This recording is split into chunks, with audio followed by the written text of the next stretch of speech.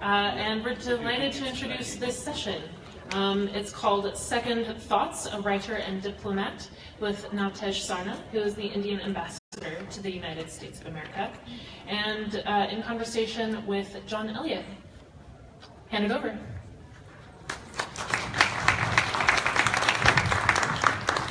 Right, well I won't do the trick I did earlier and see if it's working. It is working, here it is. Welcome everybody. I'm a British journalist and I've been in India for about 25 years. And I first met Navtej Sarna, Navtej to his friends, who's now the Indian ambassador, as you heard, in Washington. We first met in the 80s when I went to India for the Financial Times, and you were the young diplomat in the Foreign Affairs Department, whose job it was to help us get visas and generally make foreign correspondents feel at home. Yes, mostly it was a comforting job. Sometimes I had to be tough. Yeah. Indeed, absolutely. Which leads to the first question. Diplomats and spokesmen normally have to say what other people want them to say. Presidents, prime ministers give you your lines to take, and you try and get us to write about them. Did you start writing novels and things in order to balance that, in order to get your own thoughts out sometimes? Well, yes. I don't think prime ministers and presidents actually give us the lines to speak to, but you have a broad parameters between which you normally keep. And yes, but that's a day job. And but that doesn't mean that you can't think creatively, even within those lines, and certainly beyond. So I did start. I started writing much before I became a diplomat. So it's sort of the two things ran together and have been running together now for more than 3 decades. And of course, yesterday we had Shashi Tharoor, the ambassador, the High Commissioner in Canada, who also has made a name for himself writing a book. So this is our second Indian diplomat who's also a writer. Yes, guilty. But how do you find the time? Sorry, go on. Guilty, I said. Guilty. How do you find the time? Well, 24 hours is actually quite a long time. And you can't, yes, so you obviously you find the time. I mean, I'm being facetious, but I think in all seriousness, if you really want to do something, then you end up doing it. And people find all sorts of things to do. Some people play more golf, some people play less. Some people watch more television, some people don't watch television. So, you've got to squeeze out the time from the 24 hours available. Does it eat into family time, or does it eat into diplomatic time? Well, there's very little scope of eating into diplomatic time, because that's your day job, and that you're on the radar all the time. So you really can't. So inevitably, yes, if it cuts into anything, it's family time or TV time or sleep time. You've done 9 books, and I've got a handful of them here, which I can only hold up for a few seconds because they're very heavy. You've done 9 books of various different sorts. An original novel, which we'll come to in a moment. We're Not Lovers Like That. History turned into a novel, which we'll also come to, The Exile. A travelogue, Herod's Gate, which you were talking about in a session just now. And then other very different translations and short stories. You quite intentionally have all these different... But that's somehow the way it's worked out. I didn't start with the idea of sort of doing each book differently, but when I look back on all the books today, yes, each one of them is, has been a different adventure. And I've moved from, I started with short stories, when nobody would buy short stories. I mean, everybody wants a single short story, and the short story market has always been a very slim market. When I tried to sell a collection of short stories, every publisher or agent I spoke to said, please, no, you must come back with a novel.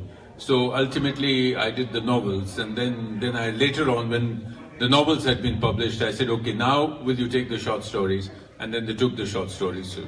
And the translations and other things came on the way. And how did it begin? You told me that you started off as a journalist and then didn't continue. No, I never started off as a professional journalist, but I used to do student journalism, and when I moved on to literary journalism. So I actually tried to learn the craft in a serious fashion by moving up the ladder, and then I moved on to short stories and things like that. So yes, I did start off as journalism, but I had no intention of being a professional journalist. Which almost begs my next question, which was, why, with so many books, why bother to be a diplomat? Because, you know, books don't pay your bills most of the time. And frankly, being a diplomat is great fun. And it's actually fed those books. I don't think I would have managed to write the kind of books that I've managed to write if I had not had the privilege of being a diplomat who had a chance to not just travel to other countries, but actually live in other countries, meet all sorts of people, come across all sorts of stories. Perhaps there are people who can just sit in a room and do all this, but I've really enjoyed this journey of being a diplomat with a writer looking on from the side. One example of this is Second Thoughts, which is your most recent book, I think. Yes. It came out in 2015, which is columns you were writing for the Hindu, and you had the editor of the Hindu on this platform just before lunch. You were writing for the Hindu newspaper between 2006 and 2013. And they give a taste of where you've been, and one of the things, you go to Cuba, and you find your way to Ernest Hemingway's farm a few miles outside Havana, and also to the El Floridita bar in Havana. And that story, obviously, you felt. Well, you know, I was writing a monthly column for the Hindu on literary matters, and I was traveling a lot on work those days. I was the spokesman for the Foreign Office, so I was on a lot of trips. But I had to, you know, find a subject and do the column at the same time. And so usually I kept an eye out for literary aspect of every city that I went to. And yes, Cuba was, I was there on a trip with the Prime Minister, and then I found a few hours, and I took a car and I went off to the Hemingway estate. It was a fascinating experience. I'm told nowadays they don't allow you to go inside the rooms. Somebody who tried to go there recently told me. Me. Oh, you told me, John. But I did go in there, and I found all sorts of things. For instance, in Hemingway's bathroom, there are scribblings, very meticulous daily scribbling of his weight. So he used to watch his weight very carefully. You wouldn't know that looking at his pictures, but he was watching his weight very carefully. So I did that piece on Cuba and Hemingway, because Cuba was a lot of Hemingway, and he lived there and did all sorts of things and wrote there a lot at that time. So yes, in a way, many of these columns came by fortuitously, because I was going to a place. For instance, I went to Kabul, and I went over to Babur's tomb, and I carried with me the Baburnama, which is Babur's sort of autobiography. So then I wrote, that month I could write a piece on Babur and Kabul, etc. So yes, they are synergetic, the two things sometimes. Very modestly, Navtej can't remember, or isn't sure, whether he had VIP access into the rooms in Hemingway's house. When I went there after a trip to Miami last year, I had to lean in with my iPhone and take sort of pictures of the inside of the room from there. And also Fez, who you met in the Urdu poet who you met in Moscow. Which yes, is an unlikely. That was a very, very long time ago, and I don't know how many people in this audience are familiar with Urdu and Faiz Ahmad Faiz, but Faiz was the sort of best known 20th century Urdu poet, but he was a communist throughout his life, and he was in a hospital in the Soviet Union. This is a very old incident, it's 1982, during the Soviet days, and I was fortunate enough to get access through the then ambassador's wife, who was a great Faiz friend, and she took me with her to the hospital ward where Faiz was recuperating, and then he walked out into the garden, smoked a surreptitious cigarette, and recited his latest poems. And, which must have been amazing. Yeah, absolutely amazing. To my lasting regret, those were the days before cell phones and instant recorders, and I don't have anything to show for it. How much does your work get reflected, or experiences in your daily life? You've mentioned Raya, I think that's the way to pronounce it, in Winter Evenings, book of short stories, where a certain Navtej appears. Well, very rarely does any direct reflection of my work as a diplomat go into my writing, and that's very intentional because I don't want to get in trouble with anybody. But of course. But in any case, the fact that you are a diplomat and you see a certain slice of life inevitably gets reflected. The story that you mentioned, yes, that was a very strange incident where I actually got a call in office from a lady in Bulgaria, and she told me, you came here in 1952, and I said, there's something wrong because I wasn't even born in 1952. And she seemed to be very frail, and she said, it was.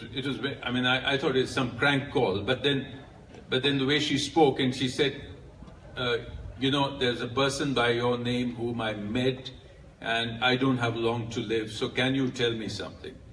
And then it started over a train of thought, and she said, you promised me you'll give me an answer.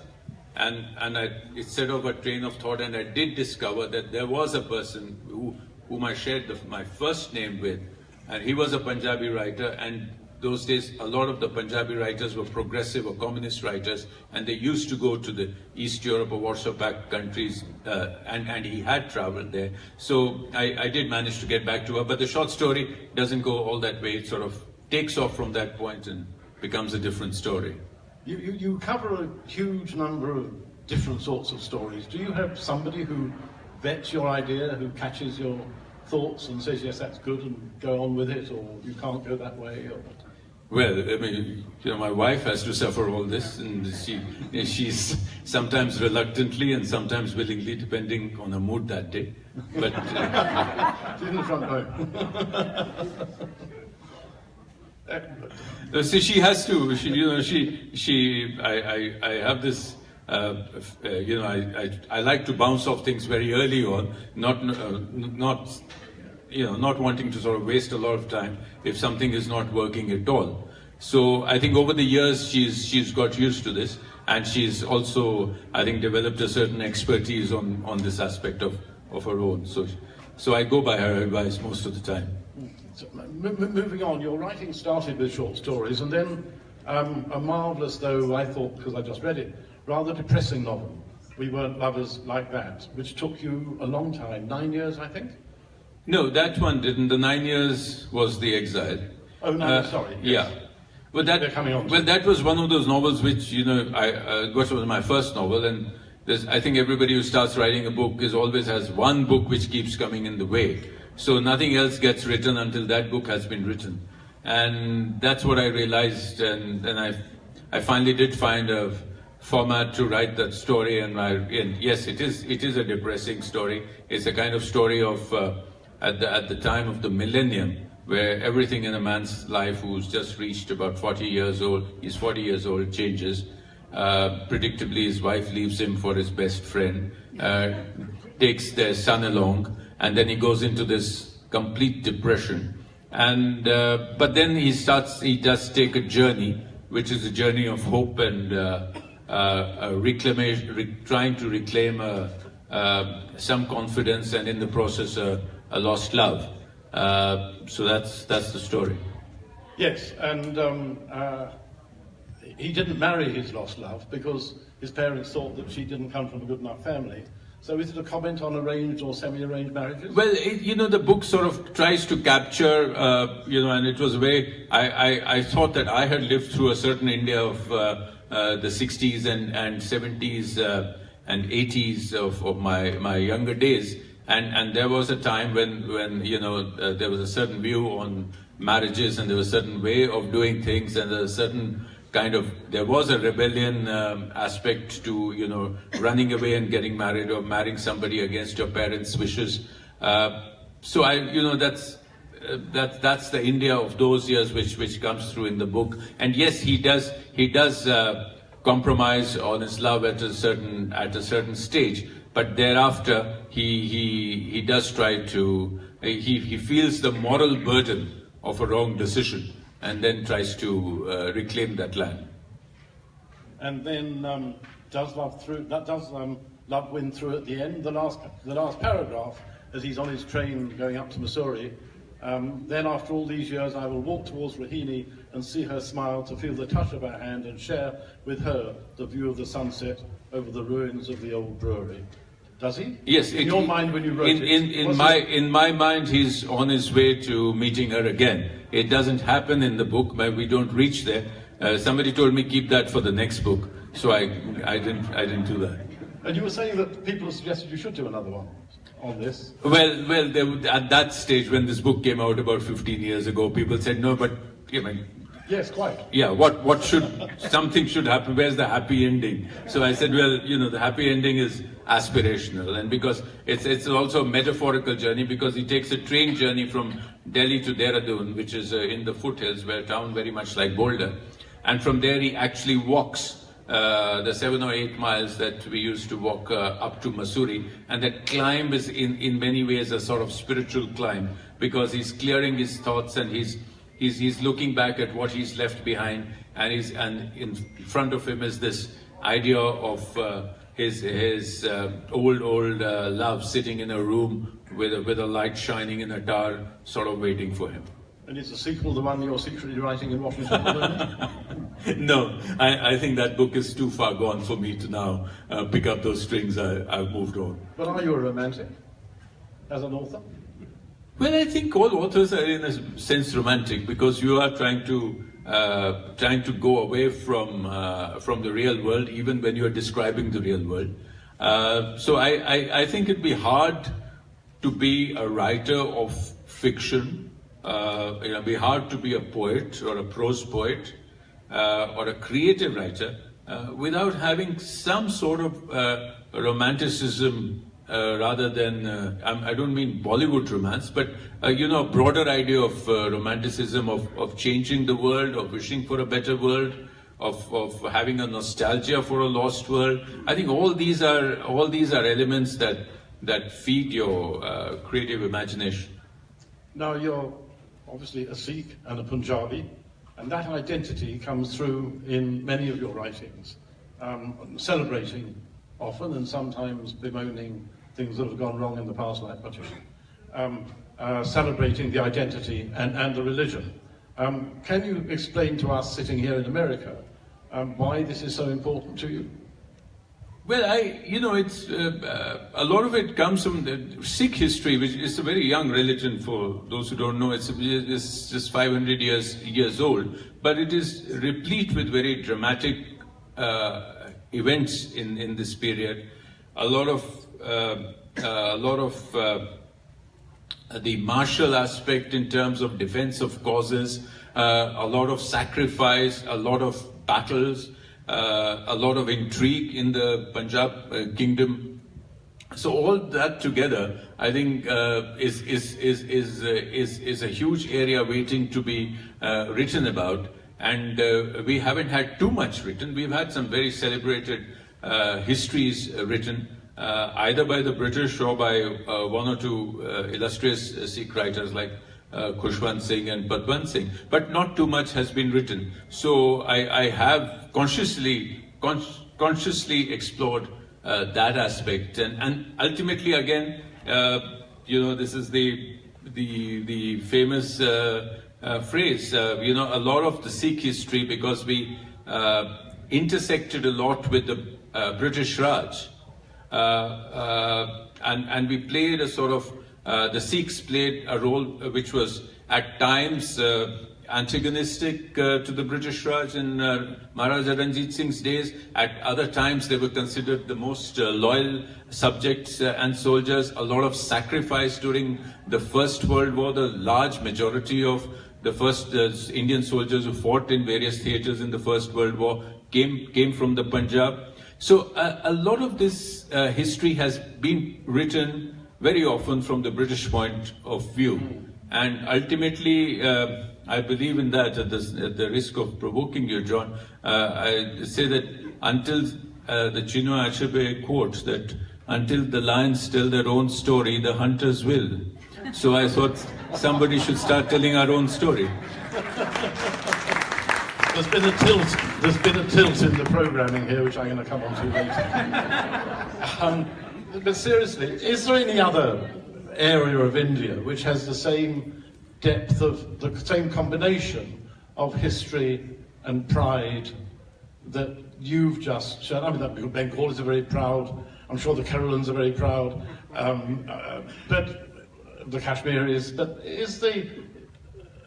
I think each of the areas is very, culturally very rich. I mean, our diversity is known. Very rich, very layered sort of cultural histories, and a tremendous sense of pride. It's a question of how much space there is and how we find voices to tell it all. And then you've also, before we move on to Exile, you've translated in rhyme Guru Gobind Singh's epistle, Zafarnama, and also the Book of Nanak you wrote, which reconstructs the main events in Guru Nanak's life. Got any thoughts on those two before we move on to the Exile? Well, I think, when I started writing about Sikhism, I think the founder of Sikhism, his life, and this was not my idea, but it was a publisher's idea. They were doing a series of books on Indian saints, and they reached out and said, why don't you do it? And I did that book in 3 months. It was a most humbling experience to find how much one person could do in his lifetime. And then the second book, the Zafarnama, which you mentioned, is actually a letter written in 111 Persian verses by Guru Gobind Singh, the last of the Sikh gurus, to the Mughal emperor of the day, Aurangzeb. And it seemed to be a very current document. It talks about governance, it talks about morality in governance, morality in war. It talks about what makes a good ruler, what makes, and all that seemed very relevant, and it was a tremendous challenge to do it in rhyme. So, I did it. I'm happy I could do it. Again, a very humbling experience. There's been a lot of focus in recent weeks in Britain and in India and elsewhere on partition because of the 70th anniversary of India's independence. And two books in particular deal with that. Firstly, your translations of your father's stories on partition, Savage Harvest. And there are some, as I was saying to you yesterday, there are some quite tough short stories there about the horrors of partition, and then your own novel. Something about your father's stories first? Well, I think, the partition, we are in the 70 years after post-independence and post-partition. And somehow I think the world doesn't know enough about India's partition and how much India suffered during partition. A lot of people from all communities suffered, but in particularly the two regions, that was Punjab and Bengal, which were partitioned, suffered horrendous atrocities on both sides of the border. So I think that needs to be told, and the stories that I translated were, yes, they were my father's stories. Who wrote a lot on partition, but I picked 30 of the strongest stories. But each one of them actually celebrates humanity. So it was that under very barbaric circumstances, people, no matter which religion they belonged to, showed a certain spark of humanity, showed a basic strength of being human to another person, irrespective of which language or which he spoke or which god he worshipped. And ultimately, it was in this spark of humanity that the faith of recovery, the hope of recovery lay on both sides of the border. So I think the more that is written, the more we actually, millions of people moved across the border, a million people lost their lives in a very short space. So I think the trauma of partition has still not fully played out in our literature or in our theatre or in our cinema. And ultimately, maybe it was too close. The previous generations were too close to it, and probably now with a cooler eye, people can examine it more closely. Yes, horrifying figures. Between 500,000 and a million killed, Yeah. and 15 to 17 million are most of the figure usually used for the number of Muslims, Hindus and Sikhs who were crossing the border in one direction or the other. And I was looking into this because when I got to London a few weeks ago, the BBC was swamped on radio and on TV with stories about partition, and a lot of them were interviews with people. And I talked around and asked why this focus. And I want you to see your comment on this. I got two main answers. One, as you say, was enough space now, 70 years later, for the older generation to be prepared to talk. Before, they hadn't wanted to, rather like soldiers coming back from the battlefield, don't want to tell their stories. And they now, with that distance, and then there's a younger generation, two generations behind, who are now in their 20s maybe, who actually want to know, especially if they're living abroad, who actually want to know the history. And they go there asking their grandparents, and slowly the stories are coming out. So it's the distance, as you say, and the young being curious. I think it's a sense of memory slipping away, because the generation of that day is on its way out, and there are very few people who are surviving and able to tell their stories. So now there is a sort of desperation in trying to recover that part of history through oral histories. And the Partition Museum has now come up in Amritsar.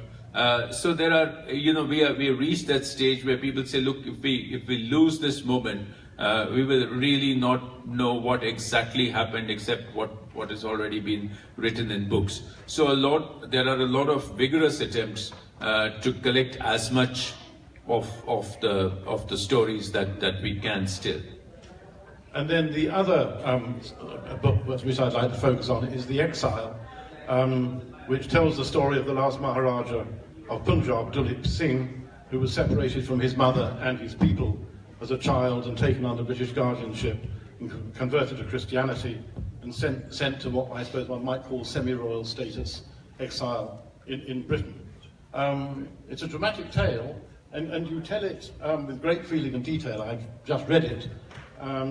With different people, different voices. So can you tell us why you wrote it, why you picked on it, and this fascinating way that as you read it, it's quite, if I may say so, it's quite annoying to begin with, but by the time you've done about 20 pages, you've got, because the voice keeps on changing, but by the time you've got about 20 or 30 pages in, you begin to enjoy it and wait for that other character to come back and tell you something else.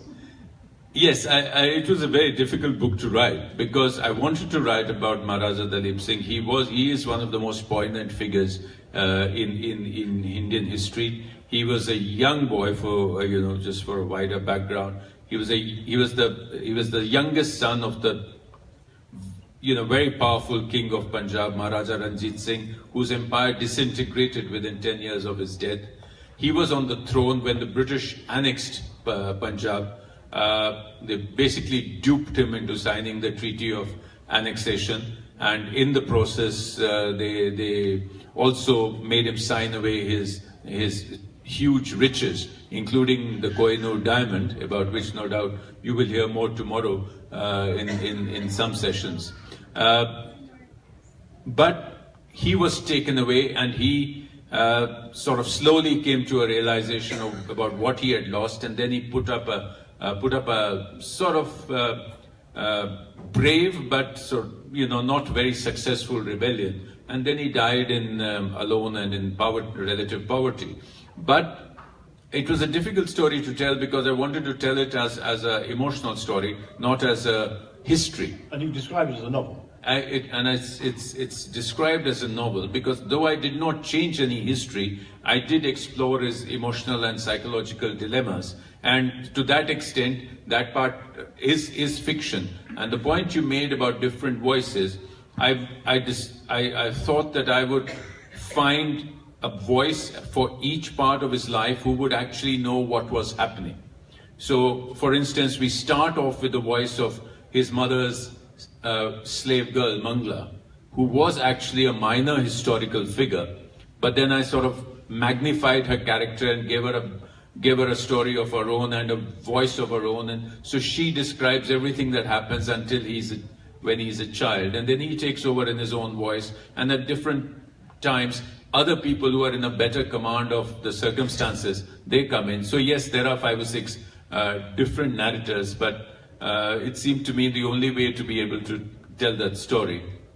And he lives in hope for at least part of the book. He lives in hope that he's going to go back and run his kingdom again, that he'll get all his riches back.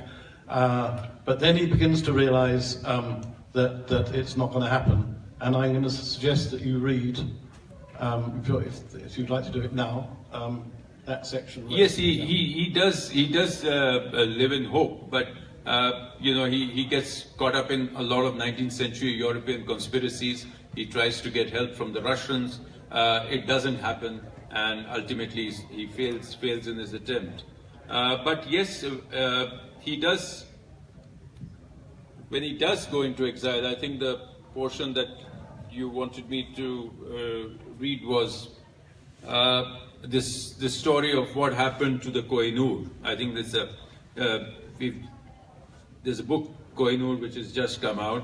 There's a movie called The Black Prince, which has just come out, which is partially based on this book.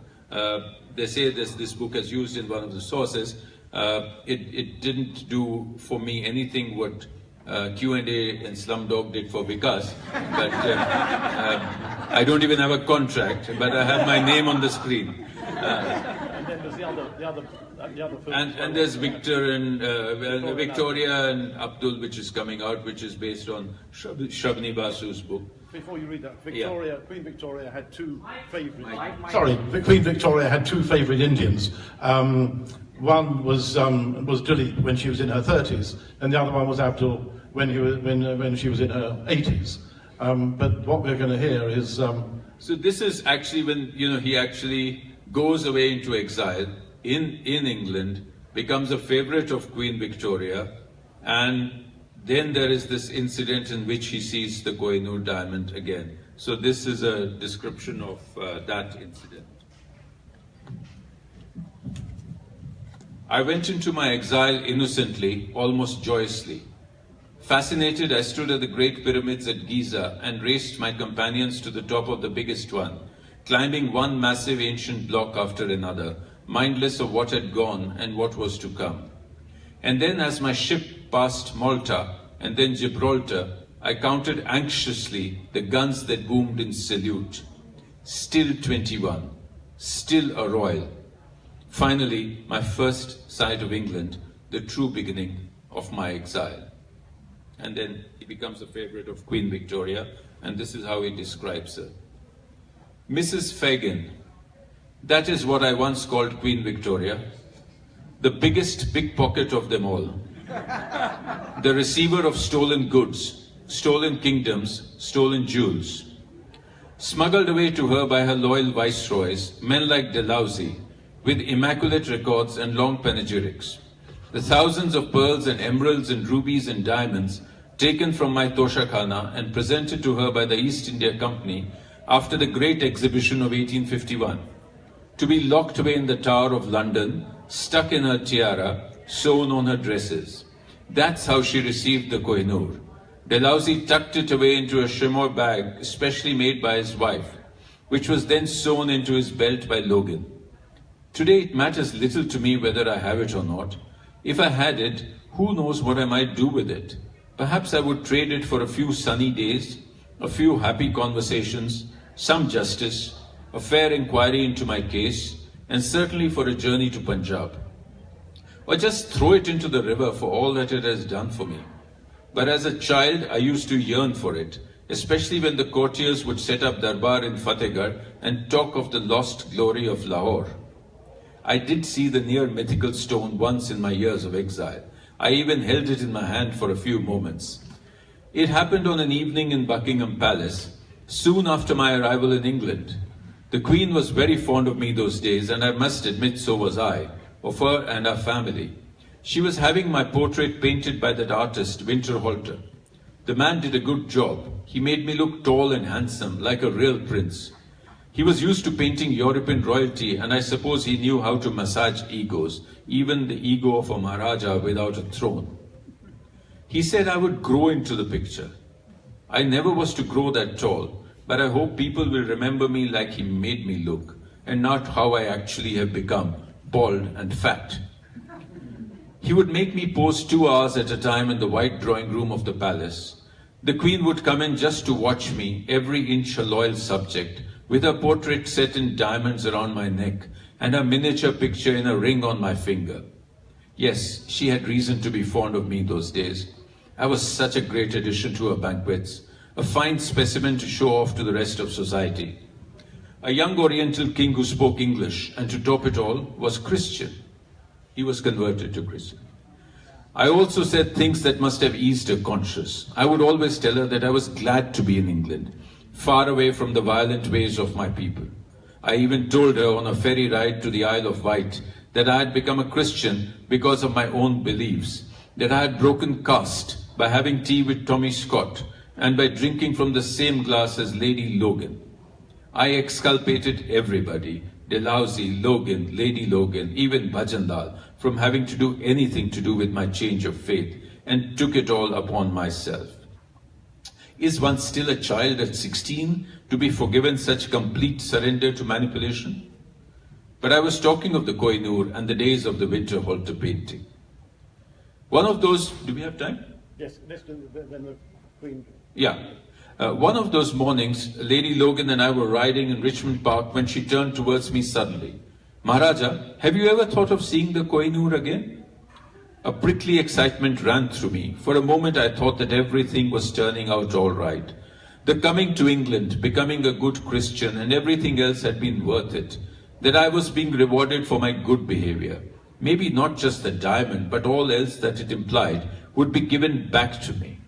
Yes, Lady Logan, I would very much like to see the Kohinoor again. I was still not prepared for what happened a few evenings after that conversation. I was standing very still for winter halter. All of a sudden the curtains parted and 4 tall beef-eaters, in full dress down to their sabres, entered the room. An official stood timidly between them, holding a large box. From the corner of my eye, I saw Her Majesty walk quickly to the official and open the box. She held it, and for a moment both she and the Prince Consort stared quietly at whatever it was inside the box. Then she called me. Maharaja, I have something to show you. She held out the open box towards me. The Kohinoor, Maharaja. I understand that you wanted to see it. I looked again at the magical diamond that had been mine, that had meant so much to me, my father, my beautiful, fiery mother, my people. It seemed much smaller than I remembered it. I've had it cut, Maharaja, by the best cutters available. It shines better now. She picked it out of the box and put it in my palm. I took it between my thumb and forefinger and held it up to the light. I could not look away from the quiet dazzle. I stood staring at it near the open window, and a rush of emotions began to drown me. I realized I had lost everything. I was no longer a king. I was only being made to dress up like one and amuse the Queen's court. I was angry enough to want to fling the diamond in the lawns below. I was sad. I was demeaned. What did Her Majesty want me to do? To kneel down and thank her for showing me what in fact belonged to me? When the rush in my blood subsided, I knew what I wanted to do. I would make it clear that the Kohinoor was mine by right. So far, it had been stolen from me. Now, I would gift it to her. I walked back from the window to Her Majesty. Handing the box with the diamond back to her, I said, "It is to me, ma'am, the greatest pleasure thus to have the opportunity of myself tendering to my sovereign the Kohinoor." I do not think she understood how I felt. I do not think she cared enough. For her, it was only a passing whim, a show of preposterous royal magnanimity, or a fitting show of loyalty. But how does it matter now, all this business of so long ago? Which I think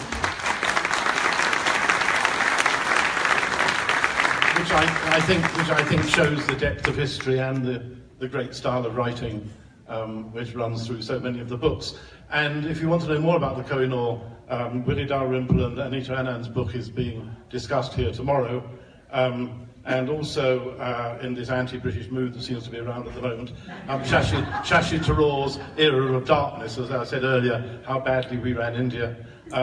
And then the Willie Dalrymple's writing a book on the East India Company, which will hardly be pro-British either. So I think there's been definite tilt, as I said earlier in the programming.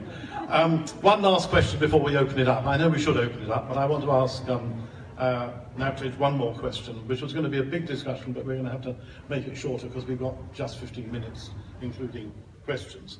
There's an enormous amount of research in this book. I mean, as you read it, you realise that it may be called a novel, but there's an enormous amount of depth and facts. And how did you discover it all? I'm going to bracket it with another question, which is the book India at Herod's Gate, which you wrote by walking with your wife around Jerusalem endlessly, exploring all the lanes and the back lanes and the people. So two rather different sorts of research. Yesterday we heard about Vikas Surup going onto Google. I don't know if you've done any Googling, but how did you do that book and how did you do this one? Well, this book was, The Exile took a long while. It took 9 years with what with given my day job and the difficulties of research. And it did mean a lot of hands-on research because I wanted to actually get this sense of time and place and weather and the feel of each of the places that he had lived in, been in. So I did quite a few visits to Lahore Fort. I went to the places he knew in Moscow. I dragged my wife and kids down the streets of Paris a couple of days, looking at 6 or 7 addresses where he had stayed.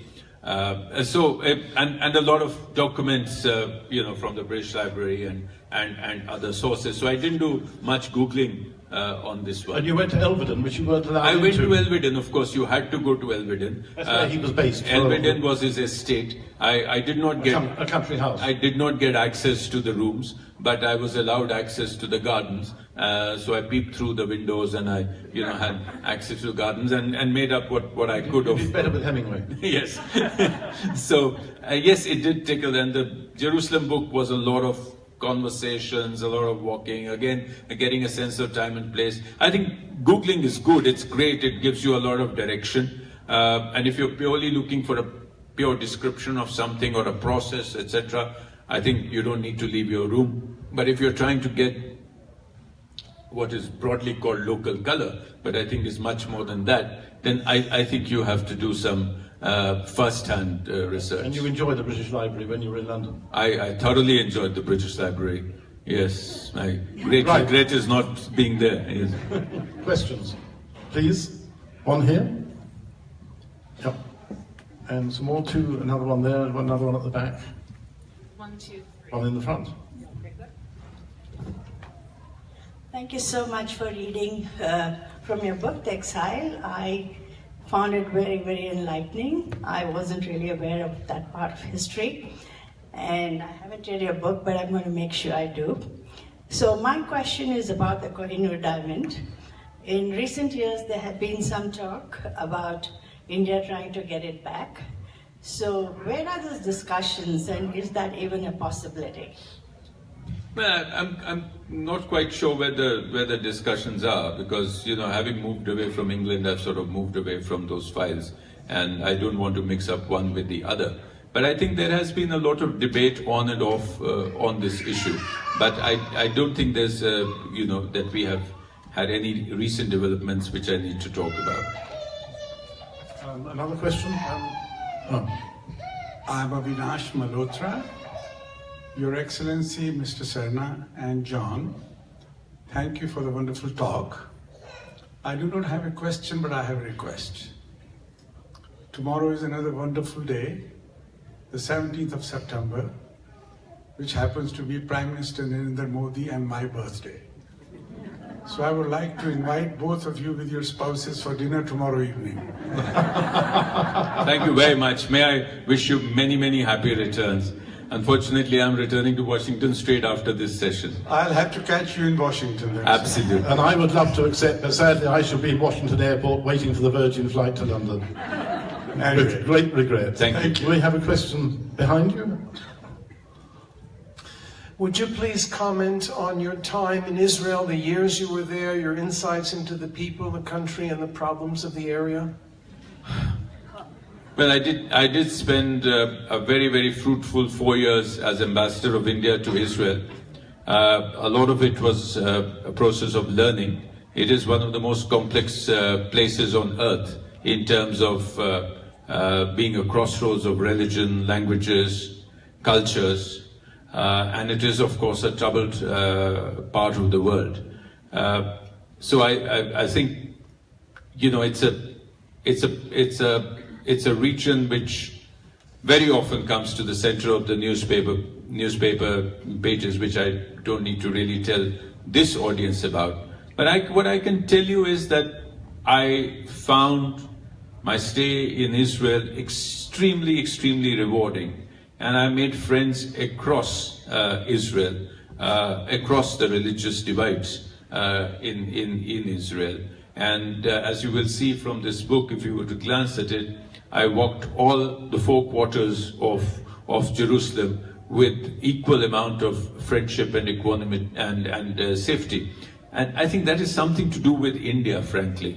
And you know, I remember being totally welcomed at the Western Wall. I remember walking through the Arab Quarter and being chased by old Hindi songs. So, you know, there's just sort of, the doors just opened, no matter which way I wanted to go. So I've been there in the heart of the Arab Quarter, on the days when they were celebrating the iftar, on the days of fasting, and I have been there on the holiest of Shabbats on the Western Wall. I have been there on Good Friday in the Holy Sepulchre. So, you know, it's just wonderful for somebody who has an open mind and is willing to reach out to all people. And you tell the story of the Indian hospice. Yes, the book Indians at Herod's Gate does tell the story of an Indian hospice, which is a place where Indian pilgrims have been going for 800 years. So the book traces the story of that place, in the process, the history of the Indian interaction with Jerusalem, and in the process, at least over the last 100 years, the changes that have come in Jerusalem. Next question here. Okay. Thank you, Mr. I really very much admire your ability to fit all this writing within those 24 hours allotted to you. In today's session, as well as in yesterday's session, we talked about quite a bit about your day job influencing your writing, or Vikas Swaroop's writing. My question is the opposite of that. To what extent has your writing tried to influence your day job? Thank you. I think the fact that you know, Vikas and I and others are writers, I think it gives you an added dimension in your day job. It gives you an added cachet, to be quite frank. You get access to audiences and to circles which you may not if you were a different kind of diplomat. It's easier to get into the artistic and the literary groups in each country, and I think these two things just enrich each other. So I think the skills are fairly complementary in these two professions, or these two vocations, and they do enrich each other. Yes. I just wanted to say that I'm very happy that you wrote these stories about partition from your father. My father was also a freedom fighter, and I really think that more than just the stories of the partition itself, the struggles of people during the independence movement should be captured in an oral history.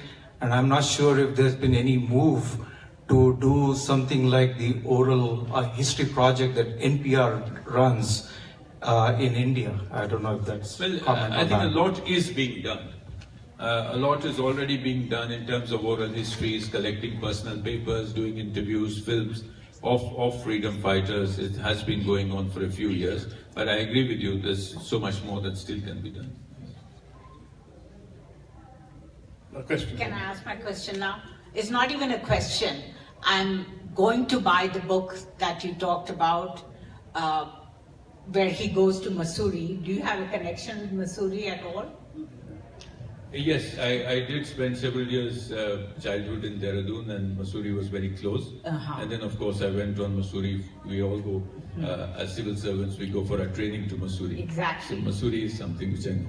So Mussoorie is my summer home, and now I have to buy a book, because I remember that brewery on many treks. Well, you might have to order it on Amazon, because I don't think the bookshop has all of them. I'm going to India, I'll get it there. There's a question at the back. Hello. It seems to me that people like yourself were persons of letters, poets, novelists, students of literature, in other countries around the world, in your own, in South America, in Europe, etc., can also be involved in politics or be elected into leadership. In the United States, I think that's extremely rare, that kind of combination. I was wondering if you have any thoughts on that.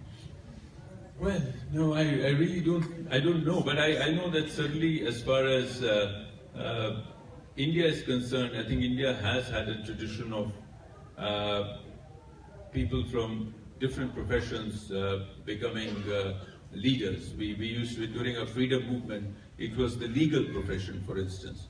Most of the leaders at the time of independence of India were professional barristers who had been trained in the Inns of Court in London. And I think there are all possibilities of people coming in from different professions and moving into leadership positions. So I think it is probably, particularly including diplomacy, which I don't think is a leadership position, but the presence of people from the arts in diplomacy has been prevalent in India, as it has been in much of Latin America, for instance. So it is all possible. Now, why it isn't happening in the United States is a question that I shouldn't be answering. Just a comment. A brief one, if you... Very, very short. Well, India has so many religions coming out of it. And it needs to really be in the scientific arena, the knowledge, the wisdom. And the time has come to talk about Brahman and how it can help the religions to come out of their own limitations. And this is the biggest contribution India has made for centuries. And I don't know if it can be brought into fiction or whatever form we can have, so the whole world can be uplifted in the collective consciousness. Thank you. Thank you for that.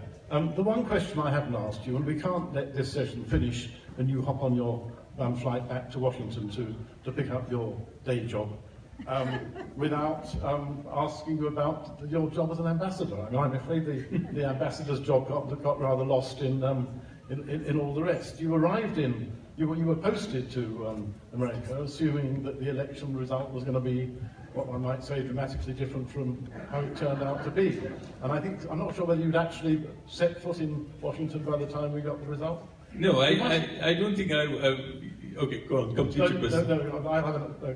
No, I don't think that I was, or any ambassador is appointed depending on what happens in the elections of another country. We come here and accept the... Well, I mean, it must have been a shock. You were having a lovely life in London, and suddenly you were sent here. To the extent that I can't go to the British Library on Saturdays, yes, it is a major change. But there was a bigger change. But you're avoiding this. But there was a bigger change in the election result. Well, we had Brexit in the UK before I came. Yeah, well, everybody makes mistakes. So we came here, and we got into the process of doing what we are supposed to be doing, which is improving India-US relations. And it must be quite a challenge when you have to wake up the next morning and think, well, all those contacts that the embassy has, that the ambassador has, that your predecessor has. I mean, we've seen it happen in Delhi with the election of Narendra Modi in 2014. It must be, and I've seen it as a journalist. It must be a dramatic. Well, you know, that's a challenging situation, and that's what gives it the sense of adventure and excitement, that you have to succeed in unknown terrain, and so you find your way around. What do you do? Work the phones, or you work anything that works for you? And has it worked? So far, so good. Right. I think that's a great note to finish on. Thank you, Navtej. Thank you all so much for joining us. We wish to thank John Elliott in conversation with Navtej Sarna, the Indian ambassador to the United States of America, for this conversation called Second Thoughts, a writer and diplomat. ZJLF at Boulder is grateful for the tremendous support of the Boulder Library Foundation and Boulder Public Library. Find out how you can support the foundation and the library at the Library League table located just inside the Library League entrance on the first floor. We appreciate your presence at ZJLF at Boulder and all of your questions too. As you are aware, ZJLF at Boulder is a free festival and we rely on your donations to keep it free and